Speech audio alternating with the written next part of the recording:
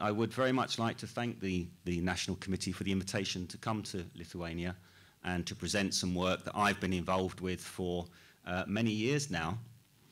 It's a great honour for me, and I've seen a little bit of the city, not as much as I would like, but thank you for the invitation. It's much appreciated. I am based at Loughborough University in England. It's pretty much in the centre of England. So I have this map for you here.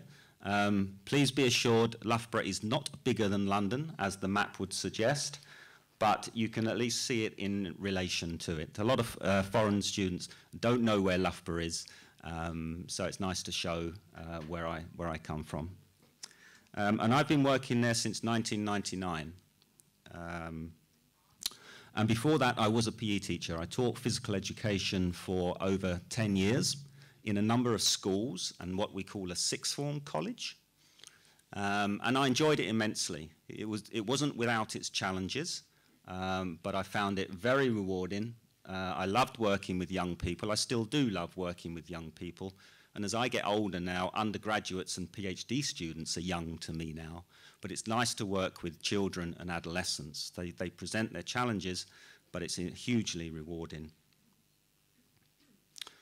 So, having had that 10 years or so of experience of teaching, I was in the fortunate position where I studied for a higher degree, which led to a higher education position, which means that I now spend my time researching into young people's motivation in physical education. And that's become a passion of mine. But I recognize, and people say this to me, once you're out of the school system, then you become a little bit divorced from it, and you no longer know what it's like to be a teacher. And you have to accept that sort of criticism or point to some extent. My wife is a primary teacher. She teaches 10, 11-year-olds, and she's the PE coordinator in that school. And she's always saying to me, oh, no, that's not going to work. You don't know what you're talking about. You don't work in schools anymore.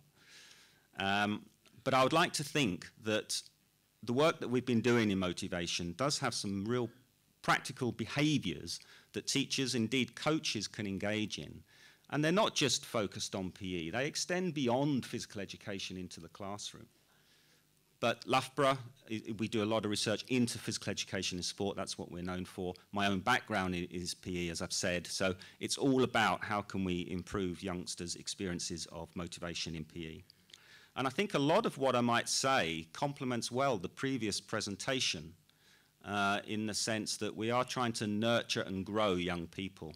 And I'm very much going to adopt a developmental focus, in the sense that we don't look at children and adolescents as mini adults. We want them to be proactive. We want them to have a sense of volition. We don't just want them to be compliant, so we get an instant response. We want to try and nurture their inner resources. So it's not for me to tell you how to teach, but what I hope to do is to just say, well, this is what the evidence is suggesting from all the research that we do. Here's the practical recommendations. Can you take them on board and try to look at your own practices, reflect on your own practices, and see if and what you may wish to change?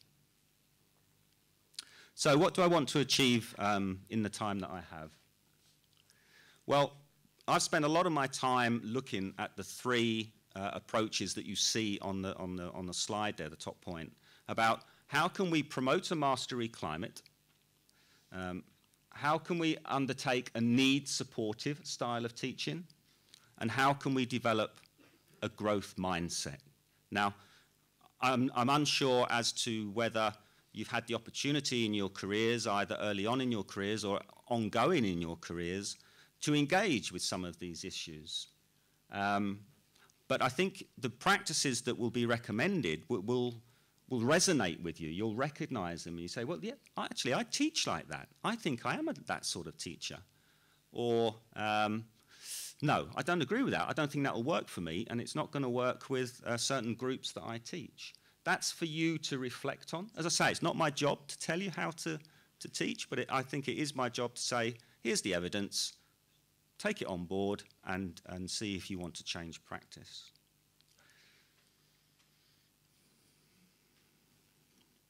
So I want to take a developmental focus, and I'm talking about quality of motivation a lot of the time. You know, we often contrast quality or compare quality with quantity of a motivation in a young person. So when you see a young person in PE who you think is motivated, what might you see? Well, because physical education is such a visible public domain, you will be able to observe high effort levels when they occur. You'll see the children, the students who engage, stretch themselves, are fully committed. You can see it in breathlessness, in sweatiness, or whatever. Effort is often a very visible thing. They tend to be, they appear as if they're striving for something. What we like to know is what is underpinning that striving. And in some of the examples in the previous presentation, we can get children to work hard. You might disagree with that.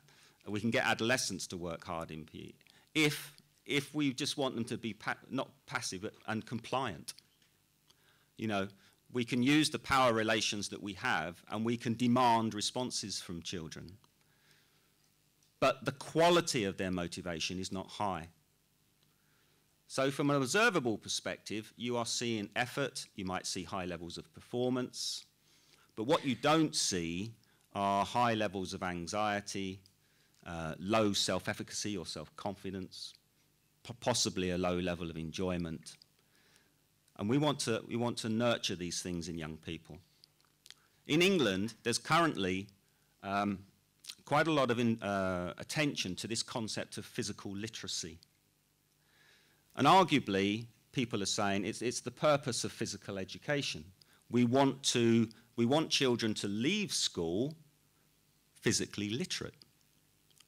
So what does that mean? It's important we understand what we mean if we're striving for something. So I'll read it out.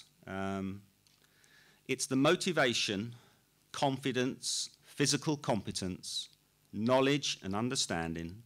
So all those things that we want children to have in order to value and take responsibility for engagement in physical activities for life. Okay. So that's not explicitly about saying develop their skills, develop sports performers. And I don't know what the situation is here in Lithuania in terms of the philosophy of what is the purpose of physical education. Would there be a degree of agreement with that statement? That arguably PE should lay the foundation for children and adolescents to want to engage and have the skills to engage in physical activity beyond school, and of course that ever hopeful for a lifetime. Okay. Arguably, we teach in physical education and have traditionally taught in physical education in ways that may not promote motivation, confidence, physical competence, etc. So I'm in the fortunate position that I can spend a lot of my time looking at motivation. But it underpins everything, doesn't it? It underpins our behaviours. You'll have your motivation for coming along today, the reasons that you wanted to come here. And some of you, I think, put those things on those post-it notes. So you'll have different reasons, you'll have different goals, and that will impact on how you respond to what you receive. Now, at the moment, we're in a very passive phase of the morning, aren't we, where we've had one presentation, and I'm just about starting off on mine, and you're sat down. And I'm sorry, I should have got you to stand up and have a bit of a stretch, because I do appreciate, you know, it's hard to maintain focus through these presentations. So hopefully that has set the scene in terms of what I do and what ultimately we're striving for, and the focus that we adopt. So what are these three approaches to motivation?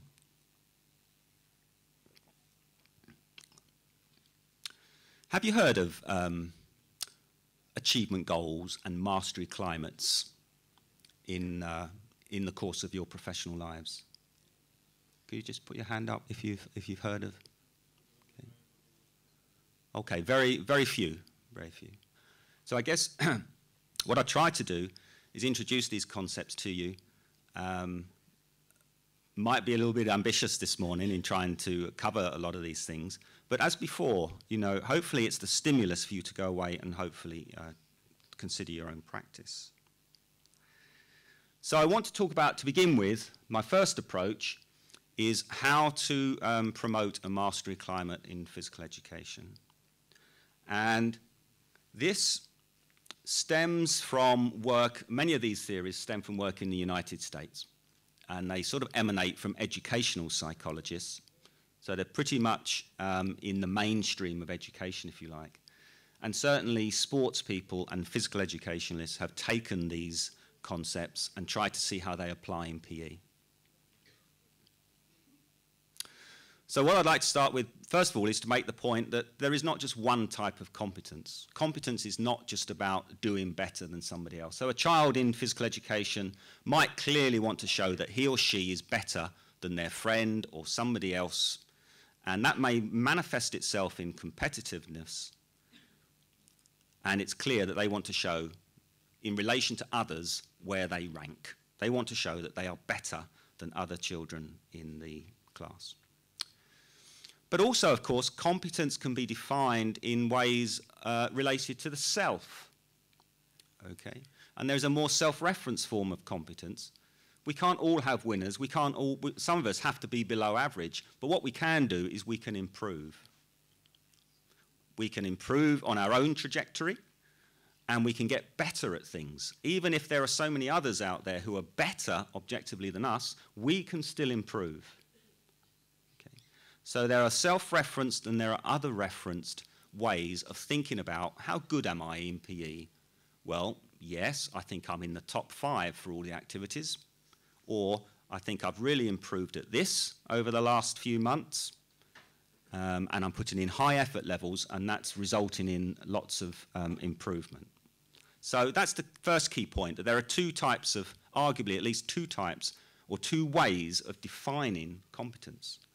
So what type of competence are you going to adopt, or what type of competence are your children going to adopt, your students going to adopt, when they are in your PE classes, and are you going to try to promote one type of competence over another? And the promotion of a mastery climate is trying to promote what we call task involvement. When we're task involved, or when students are task involved in the classroom, they adopt self-referenced perceptions of competence. So their focus is on themselves. They're not looking around so much at how they compare with other students in their class. It's how can I get better at this task? So they tend to be more intrinsically focused on the task and less looking around them to see how they're doing in the class. The other way of looking at things is when you're ego involved, or ego involvement. So as the teachers just asked me to do a layup in basketball, I'm going to try to do basketball examples because I've been told that you're very keen on and love your basketball in Lithuania. So the student in the basketball lesson, you know, will be concerned with, am I good enough or am I better than others? Can I dribble the ball more competently, faster, put the ball between my legs, do a few fancy tricks that other students in the class can't do? Do I look smoother? Does it look like I'm giving less effort, but I'm still looking really smooth at this skill? When you're concerned with those things, when you're concerned with being good at things through giving little effort, you tend to be ego involved. Okay? So when children are ego involved, effort is not a good thing. Because if I have to try hard and you don't, that must mean you're better than me. So that's the understanding that goes through their mind. So the giving of effort is a double-edged sword for a student in PE who's deciding, shall I try hard or shouldn't I try hard? Because if I try hard and I don't do as well as my friend or somebody else in the group, that's really going to show up my lack of competence. So very often, ego-involved students want to achieve things with little effort. And if I can achieve as much as you with less effort than you, then I must be better than you. Because if I put in that effort, I really show you how good I am. But from a personal achievement perspective, that ego-involved student is not going to personally achieve. Is not going to personally improve because they are not trying as hard as they can, so they won't reach their potential. Okay. So for many reasons, ego involvement, although not the bad guy, and we know that all of us get ego involved with tasks. And it isn't that ego involvement equals competitive and task involvement equals non-competitive. That's not the case. You can be task involved and strive to compete for the process of competition and the fact that competition allows you to bring out the best in your skills. If you're going to compete against a really capable opponents, that will bring out the best in you. Whereas the ego-involved lens might mean, can we get a quick and easy victory here and show just how good we are? So it's not about competition, but it's about how you view competition. Okay, so hopefully I've outlined these two types of competence and these two types of goals that students can adopt in your class. And I'm sure when you think of your classes and you can think of certain pupils, you can realize where they might fit into certain camps and what you think is underpinning their achievement. So you might have two children outwardly striving in a similar fashion, but what is driving that effort is different in different children. And that will influence the quality of their motivation. So I did want to today focus on practical strategies and less on theory and research. Try to outline some theory as appropriate, but try to outline these recommendations that teachers can take away with them and view and see where they fit into their current practice. And for many years, there's been this concept called target. Originally proposed by Carol Ames in the United States, and it wasn't PE specific, so it's classroom-based work, which is just an acronym for 6 different ways or structures that the teacher can manipulate to try to create a more task-involving or mastery climate. And the target stands for task, authority, recognition, and then when I flip to the next slide, grouping, evaluation, and time. But if we just focus on the first 3 to begin with, and I'm not saying all of these are equally important, but to what extent do you plan a variety of tasks in your lesson, a variety of warm-up activities week to week, for example? You don't just run through the same things with repetitive drills without providing a rationale why those drills are important. Do you spend some time thinking about the different types of tasks that you can implement in your lessons? Or indeed ask students to try to come up with? Rather than, as I say, this repetitive same old week on week. So all of these suggestions are ways where we can try to create that mastery climate. So novelty, I know it's difficult to be continuously novel. That really is a challenge. But how can you try to introduce some variety into the lessons so that the tasks are not the same week on week? The second facet is authority. And this essentially refers to what extent do you allow students some participation in the process? And again, this harks back to some of the things that were said in the earlier presentation. You as the teacher could seek to try to control everything and make all the decisions. You go here, you go there, you start when I say start, you stop when I say stop, and everyone is in unison, everyone's together. Okay. But if you were doing a basketball lesson, to what extent would you allow students things such as to decide group numbers, the space that they're working in, the number of balls they have, the size of the balls they have, the height of the hoop or the backboard? To what extent are some of those things that you would be willing to give over for student decision making? Okay. Thirdly, do you often find yourself praising pupils in public? So you often shout across the sports hall or the field or the gymnasium or whatever it may be, often publicly extolling the virtues and praising a child who has done something very good, or a group that has done something very good. Well, I'm not saying that that is necessarily bad. You need to be careful that you're not just keeping on praising the same students by engaging in that process week after week.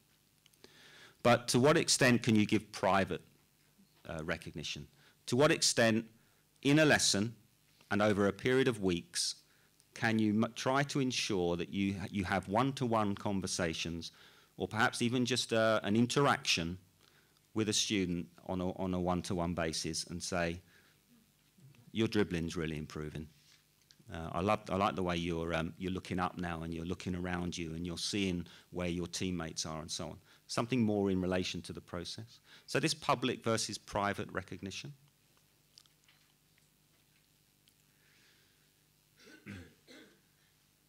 Do you think carefully about how you group students in physical education? I mean, it's a very common practice, isn't it? And again, we were talking about groups earlier. If you take the initiative and you allocate the groups, on what basis are you going to do that? Have you thought about who you want to put together and for what reasons? Now, theoretically, it's argued that if we have more mixed groups, so they're not ranked by ability, they're more mixed groups, that will be more mastery involving, because it's less easy for students to look across and recognize, actually, I'm in the top group and you're in the next group down, and there's this sort of hierarchy or ranking in the group. I'm not overly sure about that one myself, but that is what the theory suggests, and so it would be argued that try to have mixed heterogeneous groups of ability, rather than putting them into same ability groups. On what basis are you going to try to evaluate students? Are you going to evaluate them on their effort levels and on the process of learning, what they're improving on and what they're mastering? That's what you should do in a mastery climate. What are they improving on? What are they mastering? What do they still need to work harder on? As opposed to, you're one of the best students in my class, and that's why I spend and give most of my attention to you. So think about what you say when you interact with the students in terms of their standards of performance. And the thing to say regarding time is that very often in PE we adopt what's known as a practice style, where an exercise, an activity is set up, a demonstration is often given, and then students go away and then they practice, and then at a certain point the teacher decides that's enough, come in and let's go on to the next phase of the lesson. Well, although it may be more logistically challenging in terms of class management, can you be a little bit more individual than that? Can you move students on in smaller groups or as individuals, as opposed to, right class, stop, and let's move on? Because we know we all learn at different rates. And some students are ready to progress and be given a better challenge, a harder challenge, and some are not. They need more time doing what you've set to them. So can you build that into your practice? So that was Target. And that as I say, that came on a few years ago, and these recommendations were put forth. And I was involved in a study where we wanted to try and synthesize the literature We wanted to say, okay, have there been many interventions that have used this target framework, and have they been successful? And so we did what's known as a meta-analysis, and we found a small positive effect. And in short, we suffer at the moment from just small-scale interventions where we work with teachers to say, okay, let's see if we can put in place a mastery climate. They're not funded to any great extent, they're small-scale, and so the evidence is not great. But what I would say for yourselves for today, again, can you take away anything from Target that you hadn't perhaps thought of before, and that there may be a component of which you want to try to think about in your practice? The other thing, of course, is what's the relationship between those 6 facets? If you're very ego involving on a couple and more task involving on some others, what's the net effect? That's difficult to say. So what's the relationship between them? But there is some evidence to suggest that it's the evaluation that's very important. Out of those 6, if you can work to create a mastery climate for all 6, then fantastic. But evaluation, how you talk and give feedback to students, has shown to be the key. Okay.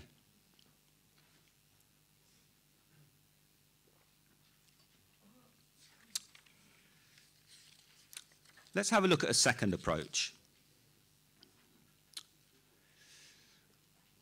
How many of you have heard of self-determination theory?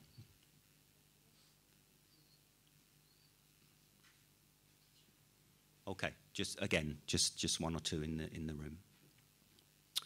This is another perspective on motivation. It's a humanistic perspective, which talks about how we can try to encourage individuals to flourish, you know, to do things through volition and to feel competent.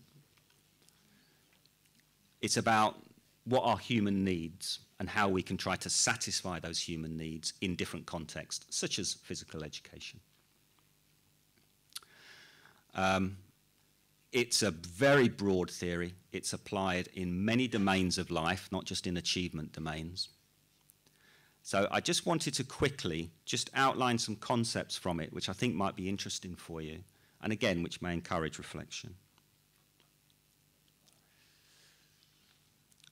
This sort of diagram might take you back to your student days when you were sitting in lectures, so apologies for that.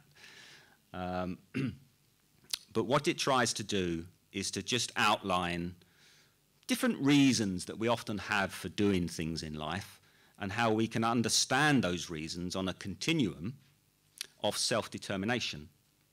From at one end being very self-determined, that's something that I really want to do and value, to something that I'm only going to do to avoid a punishment. And other things where we just have a complete absence of motivation. We're just not interested, we're not bothered, we couldn't care less. And this is why physical education is such a great setting to conduct research, because you'll have pupils, students, right across that spectrum. You know, those students for whom physical education is their favourite lesson of the week. They just love it and they'll do anything for you. And then at the other end, you've got students who do anything to get out of it, anything. They're amotivated, they just don't want to be there. So in between those 2 extremes, there are different reasons why students might do PE. Some of them may not exactly enjoy your lessons, but they might value them, because they do see themselves learning some important skills, or they might think, yeah, I'm getting fit here. So there's something that they value. So they still choose to engage in PE. If it were to become a totally voluntary subject, they would still choose to do PE. And that's become known as identified regulation. Less positively, there are some students who are just compliant. They will engage in PE because they're students, they go to school, and good students take part in all their lessons. And so if they bunked off, a phrase we use in England, they would feel guilty. They wouldn't be happy with themselves if they gave an excuse note, you know, that wasn't really true. And then, of course, there are the students who only do PE because it's compulsory, and if they don't do it, they get into trouble, or they perceive they'll get into trouble. Okay. So we have these reasons, and we have the most positive scenario on the left as you look, and then as you move towards the right, it all becomes a little bit less positive. Okay. And so, in essence, well, in an ideal world, we would like all students to be on this left-hand side of the, but we know that they're not. But are there some students that we can reach and move them to the left? Okay.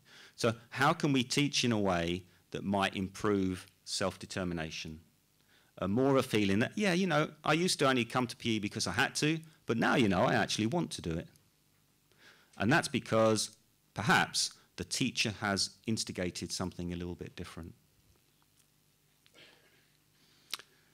So that's the continuum of reasons that students may have for engaging in your lessons. What's self-determination all about? It's about the satisfaction of 3 needs. There may be more, but the vast, vast amount of attention has been on these 3 needs. And we all have them. It's argued we all have them in the many domains of life. We like to feel that we're effective, don't we? High achievers, people in the room, certainly PE teachers who came through and enjoyed a range of physical activities, hate it when they're not good at something physical. It just jars. You know, why can't I do that? I value these things so much. But we like to feel competent in life. And when we don't feel competent in life, we don't feel particularly good about that, do we? So there's sort of like an innate need for us to feel effective. Autonomy refers to volition. Autonomy refers to the fact that, what I was talking about earlier, we like to do things that we want to do, okay? That we feel comes from us. So it's not the case that you're telling me to do this. I want to do this, actually. Okay. And relatedness is a sense of connectedness. It's a sense of belonging. And sport, physical education, can be fantastic for that, can't it? It can be a setting where young people get so much from being together, engaging in physical activities. On the flip side, it doesn't always have to be, and people can feel isolated and bullied and alone. But relatedness refers to that, having that sense of belonging. So in short, when we experience competence, autonomy and relatedness, our needs are satisfied, we function better, we thrive, and of course the outcomes are better. So if we can satisfy student needs in the physical education lesson, arguably their motivation will become of higher quality, and then they might give more effort, they might enjoy it more, they might feel more self-efficacious, and they might take part in physical activity more generally beyond physical education. So we can think of that in terms of this diagram, that your behaviours on the left there, how you interact with the students and how you try to focus on those 3 needs, will determine whether the students feel autonomous, competent, and a sense of relatedness. And if they do, or if they get 1 out of the 3, or if they get 2 out of the 3, but hopefully all 3, their motivation in the 3rd box there will move towards that more self-determined end. And then the outcomes, the consequences are more positive.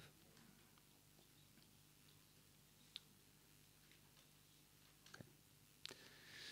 Well, as teachers, you're probably thinking, okay, well, how then can I be more need supportive? That's the phrase that is often used. Teach in a need supportive way, not in a way that frustrates students' needs. There's been a huge amount of research and interventions in education generally trying to work with teachers to try to encourage them to be more need supportive in their teaching. And the main conclusion from that work is that teachers who wish to can become more need supportive in their teaching. There may be teachers, for whatever reasons, and we might discuss some of those in just a little while, may not buy into this. But for those teachers who go on courses to become more need supportive in their teaching, when they are later observed and rated by observers of their teaching, they do show more need supportive behaviours. Secondly, unquestionably, pupils have been shown to benefit when teachers adopt a more need supportive approach. Loads and loads of studies with different groups, different subjects, different countries show this strong link between more need supportive teaching and more better outcomes. And interestingly, thirdly, there's a little bit of work about actually teachers might feel better about their job and their occupation if they teach more in a self-determined, in a need supportive way. Okay. Because they may be acting more autonomously in terms of how they think teaching should operate. And actually, exerting power, being dominant, and just getting passive responses is not actually that great from a teacher's perspective. Interesting point, that. So, just very quickly, there we have these three needs. Okay. So how can we nurture young people's inner motivational resources, as it's called? We have the three needs. But of course, the young people have their interests and their preferences. You know, not all children are going to like the diet of physical education activities that we give to them. And certainly in England, the curriculum is not prescriptive. Teachers are not told, you must teach football, rugby, cricket, basketball, swimming, gymnastics. The reason that they are there is tradition and history and the cultural importance, perhaps, of some of these activities. But a lot of young people, may not like the activities that we as teachers think they will like or that we think are good for them. Okay. They'll have their different goals.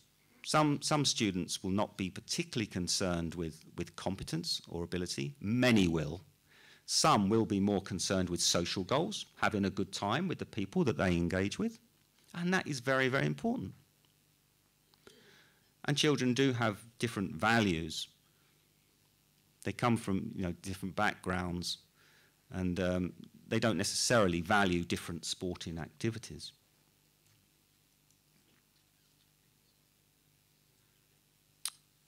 So, what I've tried to do is just to list some of the behaviours that various authors have said reflect different need-supportive behaviours.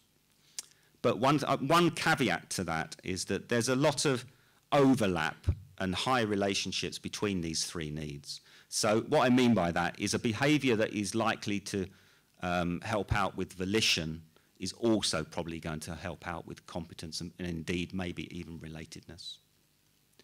But if you look at the list that I've put up there, and these are specific things that it's recommended for teachers to think about.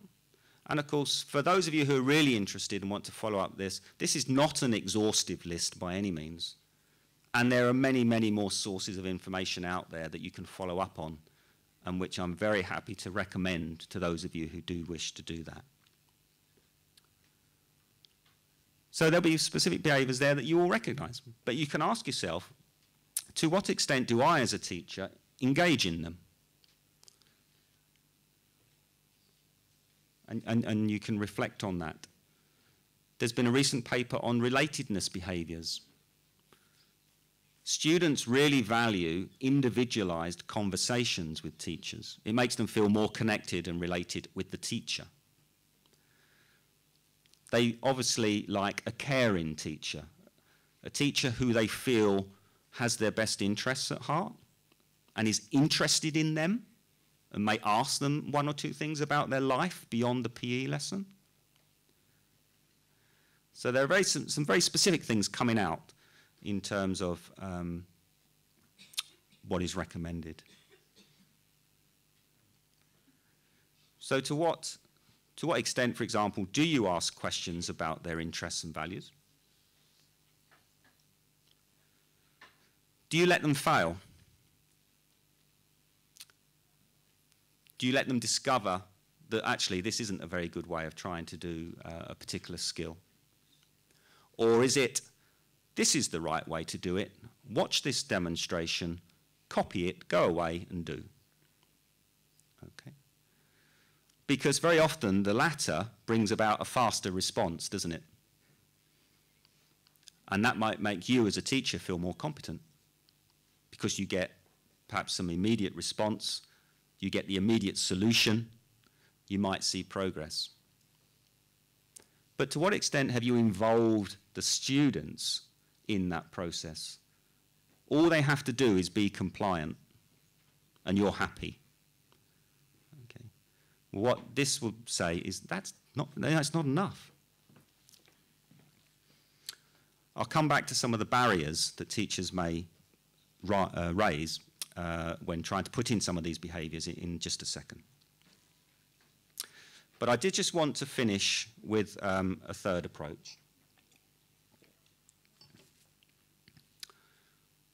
Okay, so I asked the question about the other two approaches, so let me ask it about this one. How many of you have heard of mindsets? It's a common enough English word.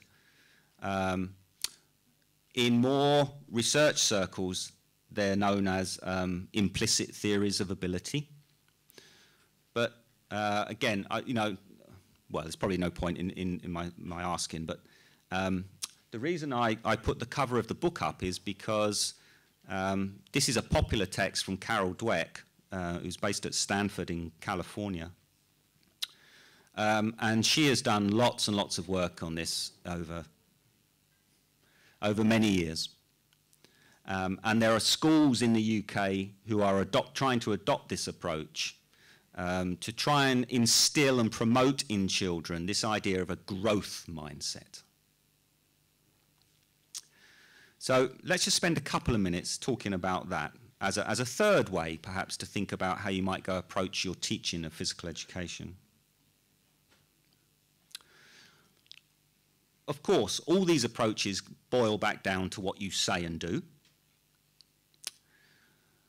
So, do you either say to students directly or to colleagues or to friends of students sayings like, you're just a natural, or you're incredibly talented? It's like a parent saying to their young child when he or she first masters how to tie a shoelace or something, you know, you're just incredibly smart, you're fantastic, you're so talented. You've got what it takes, or you'll never make it, or you're one of those pupils who. Well, what you can probably gauge from those sayings is that sometimes we say statements which imply that nothing's going to change. We live in a very fixed world where we are all born with certain gifts, and if you're not born with them, then tough. You're never going to have them. Or opposite to that, you know, we can all grow. We can all develop. We can all have the belief that we can get better at something. So these mindsets, they refer to your beliefs about the changeability or the fixedness of various attributes. Okay. So all this work started with intelligence. Okay. So if I were to ask you the question now, how many of you think you are born with a certain amount of intelligence and there's not much that you can do to develop that?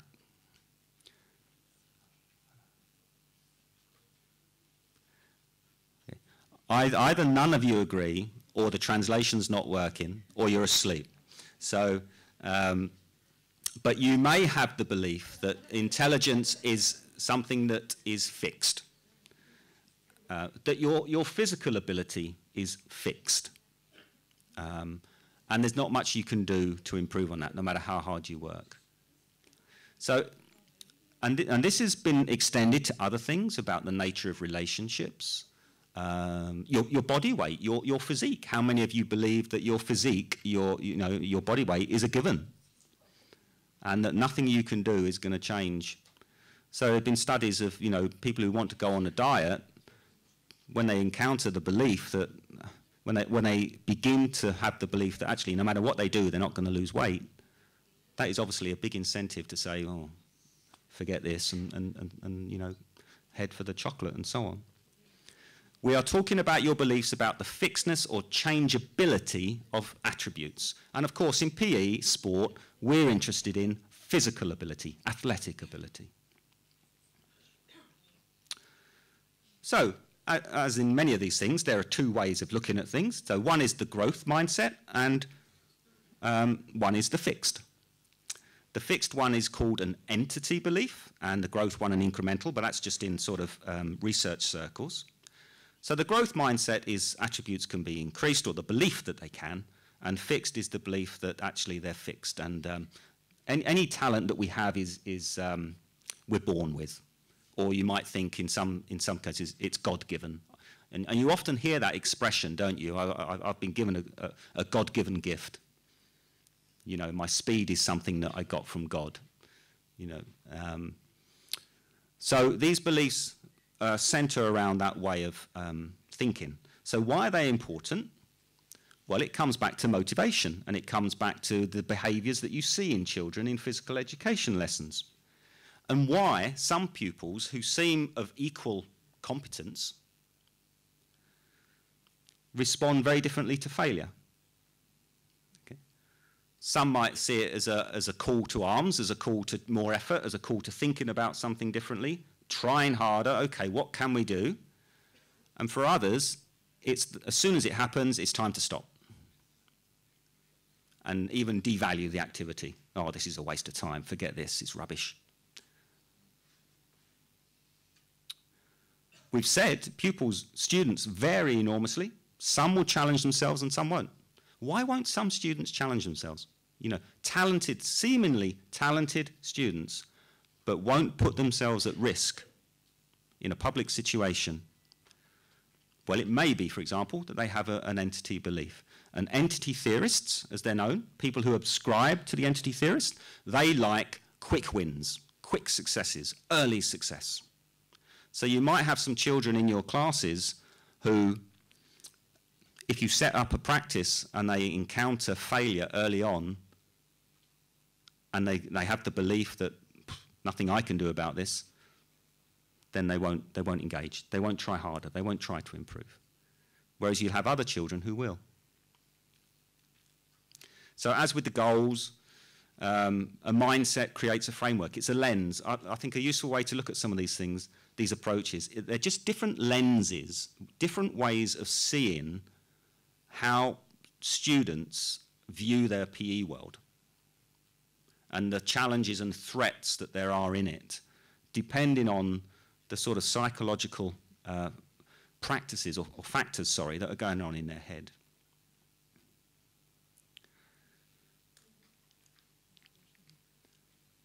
I was involved in another review of studies that have looked at the relationships between these two types of mindset and outcomes. And again, there is some evidence that when students can be, when a growth mindset can be promoted, we have better consequences. And that might be in terms of behavior, it might be in terms of cognition, it might be in terms of their feelings and emotions. But then again, let's come back to the practical side of it. As a teacher, can you manipulate? That doesn't sound a very nice word sometimes, does it, manipulate? Manipulate sometimes sorts of means, you know, in a not very nice way. I guess, can you change or can you promote this growth mindset? Well, we've been involved in some studies where, at least temporarily, we've tried to provide a framing of an activity in either a growth way or in a fixed way. And on the screen there, you'll see an example of, often it's a passage of text, which young people, it doesn't have to be a passage of text. And the challenge for us is to try and come up with more compelling messages. But what can we say to children to try and bring out this growth mindset? So we actually did one study on basketball, and we actually used Michael Jordan. We'll have to change that, I think, because today's youngsters are increasingly thinking, Michael who? But I'm sure that there are some very high-profile Lithuanian basketball players, you know, that could be the sort of the role model of somebody who exemplifies hard work and application, as that is why they are there. So I won't read it out word for word. Is it being read out in the translation? I don't know. No, I'm getting the shake of the head. Basically, it's saying that Michael Jordan's success is through the sheer hours and hours of hard work that he puts in, the overcoming of mistakes. You might have seen a great quote by Michael Jordan where he basically runs through all the things that he's failed at in his career, and then ends up with a statement like, "That's why I've been successful." Okay. So he's alluding to the notions of these are things that you overcome and grow from as a result. Nobody has an obstacle-free path in life, whether it's through a PE lesson, through loads of lessons at school, in sport. You're always going to have setbacks. You're always going to have obstacles. You're always going to face adversity. It's when you face adversity that the growth mindset may be most important. Okay. The challenge is to, on a longer term basis, what can we say to pupils, or can we at least recognize opportunities when we can challenge that fixed mindset? So you challenge students when they say, "I'm never going to be able to do this," you know, or "I'm not a sporty person," or they say something that alludes to the fact that nothing's going to change. So you try to instill the notion of change. We don't know our ability ceilings, do we? We don't know quite what can we achieve as an individual if we give the maximum effort that we can. And you may be able to recognize as teachers children in your classes who those sorts of conversations with might be very important, because they might be getting a very fixed entity type message at home from their parents. And that's something that we haven't spoken about at all, really, you know, is the role of parents in all this as well, because these climates, these need supportive behaviors and the growth mindset apply in the home every bit as much as they apply to teachers and sports coaches. I have a short clip, which I hope is going to work on the technology front. It was produced by Sports Scotland, and it's a sort of an animation. I hope it works okay in the translation process. Sound is off, so I'll try to. Sometimes it seems that some people are just born with natural sporting talent.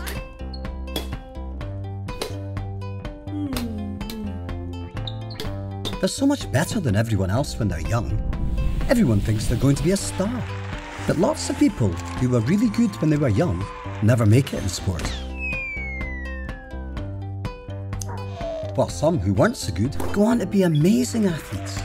The problem is, most people don't understand what talent really is and how you get good at sport. The first step in becoming a top athlete is choosing a sport that you enjoy and suits you. Different body types are suited to different sports, but it's what you do in training that really counts. Try different sports to find the one that you love. And remember that everyone develops at different rates, so how good you are at the moment is not all that important. Others might be better when they're young because they've practiced more or grown faster. But as you grow and develop, there's nothing to stop you learning how to catch up. Recently, clever scientists have discovered that what you believe about where your ability comes from will have a big impact on your success. Top athletes believe their ability comes from working hard rather than being born lucky. Oi, we're closing. That's why they choose to continually challenge themselves. instead of only working on what they're already good at. If they can't do something, they don't feel they'll never be able to do it. They understand they just can't do it yet. They listen to feedback and use it to improve, even if they don't like it. These are all behaviours you can learn and develop as you train, just like the best athletes have done. So, being successful in sport is more of a choice than you might have first thought. How far you go is up to you. I'm conscious of time. I think probably what I'd like to do in just in the few minutes that I have left is to talk about very briefly something we're doing right now, and then just perhaps to ask you to think about some of the barriers that there might be for you to change your practices as a teacher, if you feel that that's necessary. What I'm trying to do at the moment is I'm trying to combine the notion of a growth mindset with sort of young people's psychosocial assets. Things like confidence, commitment, communication, concentration. What we've termed the 5 Cs. A colleague and friend of mine at Loughborough, Chris Harwood, has started this work in youth football, and I want to try and take it to see if we can get it to work in schools and through PE. And we're specifically looking at the transition from our primary school through to our secondary school. Whether we can intervene with our year 6s, who are the last year of primary school, by teaching in a way, developing lessons and activities that promote these 5 C characteristics, along with the notion that they're malleable, they're changeable, that if you're a shy child now, lacking in confidence, doesn't mean to say that you'll be a shy child in 1, 2, 3 years' time, or indeed as an adult. And we think that if we try to do this at the end of year 6, then students may have a better transition to secondary school, which many students find very challenging when they go from the sort of the more generalist education in the primary sector through to bigger schools, subject specialists. They find that quite challenging. So through PE, I want to try and work on the growth mindset, these psychosocial assets. Chris put that in the slide because he's brought a book out on the 5 Cs. There are the 5 Cs. We're trying to do this transitions project where we're going to try and develop these things in young people. And in a way, it would have been nice if this Congress were 6 months later, from my point of view anyway, because I would be able to come back and tell you actually, have we had any success with this project? But over the next 6 months, we're going to be working on that. From today, we've got the mastery approach, we've got the need-supportive approach, we've got the growth mindset approach. Are they 3 distinct, totally separate ways of approaching teaching? No, they're not. They overlap considerably, and when you teach, you will be drawing from different parts of those theories. So when you think about a committed student in your lesson, he or she will be autonomous. They will be task-focused, and they will have a growth mindset. Although as researchers, we like to put these things in separate categories and say, this is one approach, this is another, and this is another. For teachers, you have to try and take what you can from the recommendations and say, can I work that into my practice? Now, there's a lot of work on the barriers that teachers, and not just teachers, other professionals raise when it comes to changing their practice. And these can be grouped as either top-down pressures, pressures that reside with you as individuals and your beliefs and your personality, and the bottom-up, the people that you're teaching, the youngsters that you're teaching. How difficult are they? Are they very easy to teach? Are they a challenge behaviourally? Could you be need supportive with students who are a real challenge to you in your lessons? You'll have your different personalities. Some of you will believe that the way to teach is through being controlling. You may believe it's more effective, it brings about faster results, and it makes you a more competent teacher. Others of you will have a much more autonomy supportive orientation of your own. Those of you who teach and you've fallen out of love with it, and the only reason that you're doing teaching is because you're being paid to teach, you may well be more controlling in your behaviors.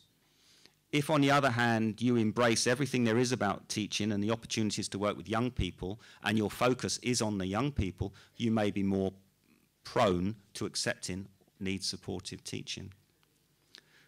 So there are going to be various personal and contextual factors which mean that you'll try to weigh up what you can do. So just to finish, consider if you can draw anything from today's presentation and the presentations in terms of your professional practice.